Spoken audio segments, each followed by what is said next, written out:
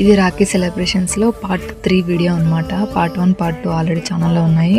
ఇక్కడ మెన్షన్ చేస్తాను, ఒకసారి చూడండి. ఇలా అందరి అన్నలతో తమ్ముళ్ళతో ఈ రాఖీ సెలబ్రేషన్స్ అయితే చేసుకున్నాం అనమాట ఈ year. I hope next year కూడా ఇలాగే ఇంతకంటే మంచిగా సెలబ్రేట్ చేసుకోవాలని నేను మనస్ఫూర్తిగా కోరుకుంటున్నాను. మీరు ఎలా రాఖీ సెలబ్రేట్ చేసుకున్నారో కింద కామెంట్స్లో చెప్పండి.